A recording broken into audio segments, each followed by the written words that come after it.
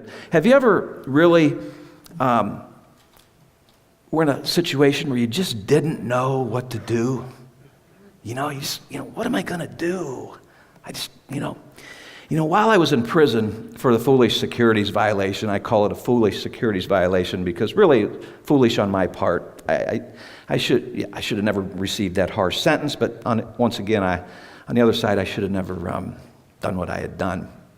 But while I was still in prison for this securities violation, and I was in a hardcore prison, and state penitentiaries, there's no such thing as a white-collar prison. All of my people I was around were doing life sentences for just the terrible, ugliest things you could imagine. And prison is very rough. I witnessed 7 murders in the 8 years that I was there. One I describe in detail in chapter 15 of The Master of Everything, while I was in the hole for something that is also explained in there. While I was in prison for 8 of the 10 years, and as I became consumed with my writing, I always said to myself, of the people that I need to meet and sit down and talk with one day, was Dolores Cannon. And of course, Dolores had passed away a couple of months after offering me the contract, and I was still in prison. So when I was released, I wasn't able to ever meet her, but we'd corresponded, and so our minds are still in touch with each other. Actually, we're one. So, we're together, but I wish I could have met her physically, which many of you have, and I didn't have the privilege of doing that. And another one was the late Wayne Dyer. Does anybody know Wayne Dyer? I'm a huge fan of Wayne Dyer, always have been, and once again, here's a man with a different take on things, but his purpose is to help you bring out your own take on things and lift the window shade of your mind. The teachings of inner peace and forgiveness that I write about are based on the principles contained in A Course in Miracles. Has anyone ever heard of A Course in Miracles? Okay, great. I've talked to a few people that haven't, and that's understandable. But there's no doubt in my mind that A Course in Miracles was divinely intended to enter my life. I wrote this book and the sequels entirely by longhand, like I had said, but in a overbearing and obnoxiously loud, volatile prison environment. And, I would later arrange for the typing and editing of these books. But the project really, in the earlier years when I entered prison, just really saved me. And I'll explain in a moment how I ran into A Course in Miracles. But, first of all, what I had tried to mention a little bit ago, much of the world lives by a thought system that we're taught to live that teaches us that our body is really who we are. And I think we realize that that's not it, and that's why we're all here today and this week.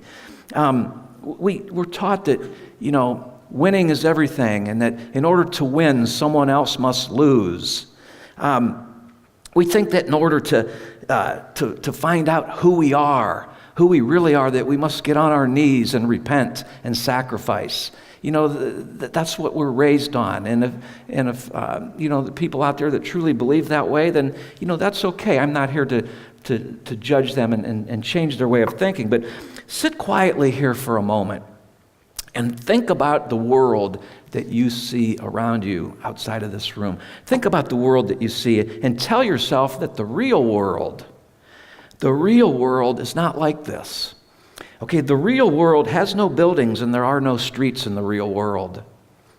The real world has no lights. Has no artificial lights. The real world is nothing but natural light. The real world has no darkness that ends a day. The real world has no stores that we go to buy things that we don't really need. The real world is who we are, the essence of who we are, deep within us. It's the brightness that never goes out. There is something to it when you think of something that really feels good. It's true, and you say to yourself, "Oh, the light went on." No, the light never went on. It's always been on. You've just lifted the window shade. That I call it an ego-based thought system that the world has taught us to grow into. But the world that you see, we really need to deny that if we want to lift that window shade to let our enlightenment be there. I mean that, you can't really see both worlds in true vision because, each involves a different kind of seeing.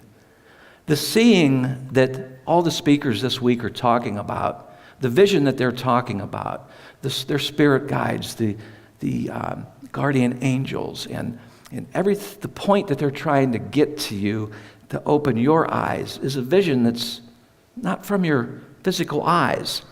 We don't truly want the world we see that's around us. We really don't, because, it has disappointed us over and over since time began. Doesn't history keep on repeating itself? Because we're afraid to pull that window shade up and live with our real thought system rather than the one that was made for us. The homes we've built really don't shelter us. The roads that we make really lead us nowhere. And no city that we build can withstand the crumbling assault of time. Everything we see in this physical world is going to one day perish. And all that we need to do in order to exchange this world for the real world, is to have a willingness to learn that the world we made is false. It's not about who we are. And it's not that we can get out of it by going over it. We just need to let go of it. And therefore, when we let go of it, it's not there. The same as letting go of it means pulling up that window shade, letting the light in.